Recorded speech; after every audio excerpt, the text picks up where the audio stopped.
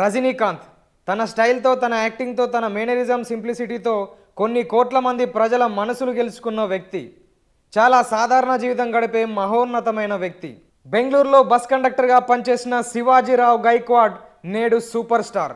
రజనీ స్టైల్కి ఇష్టపడిన దర్శకుడు బాలచందర్ ఆయన్ని అపూర్వ రాగంగల్ సినిమాతో పరిచయం చేశారు. ప్రారంభంలో ప్రతినాయకుడు క్యారెక్టర్ ఆర్టిస్ట్గా నటించిన రజనీ మొదటి సినిమా హీరోగా నటించింది భైరవి. భైరవి సినిమా విజయం తర్వాత రజనీ స్టైల్ అందరికీ నచ్చి ఆయన అభిమానుల సంఖ్య పెరిగింది. నల్లగా ఉంటే సినిమాల్లో రాణించలేరనే అపోహను రజనీ పటాపంచలు చేశారు. తన స్టైల్, నటనతో అభిమానులను ఆకట్టుకున్న రజనీ వరుస హిట్లతో బాక్సాఫీస్ కింగ్ అయ్యారు. తమిళంతో పాటు హిందీ, తెలుగు భాషల్లోనూ ఆయనకు మంచి డిమాండ్ పెరిగింది.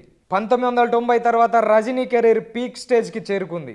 1990 నుంచి 2000 వరకు ఆయన నటించిన తలపతి, ముత్తు, భాష, పడయప్ప, అరుణాచలం, వీర సినిమాలు ఇప్పటికీ మాస్టర్ పీస్లుగా నిలుస్తున్నాయి. ముత్తు సినిమా జపాన్లో కూడా సూపర్ హిట్ అయి 20 ఏళ్లకు పైగా అత్యధిక వసూళ్లు సాధించిన భారతీయ చిత్రంగా రికార్డు సృష్టించింది.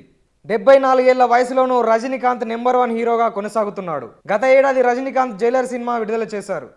సన్ పిక్చర్స్ నిర్మించిన ఈ సినిమాకి నెల్సన్ దిలీప్ కుమార్ దర్శకత్వం వహించారు. ఇప్పుడు కూడా విజయ్ తర్వాత కోలీవుడ్లో అత్యధిక పారితోషికం తీసుకునే నటుడు రజనీకాంత్. ఇక ఈ రజనీకాంత్ గారికి చెన్నైలో పోయస్ గార్డెన్లో విలాసవంతమైన ఒక బంగ్లా ఉంది. చెన్నైలో ఒక కళ్యాణ మండపం, BMW, ఆడి వంటి లగ్జరీ కార్లు కూడా ఆయన సొంతం.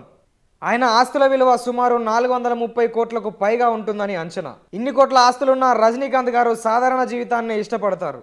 అదే ఆయన ప్రత్యేకత. ఈ మహనీయుని పుట్టినరోజు సందర్భంగా ఆర్ తెలుగు ఆయనకు పుట్టినరోజు శుభాకాంక్షలు తెలుపుతుంది.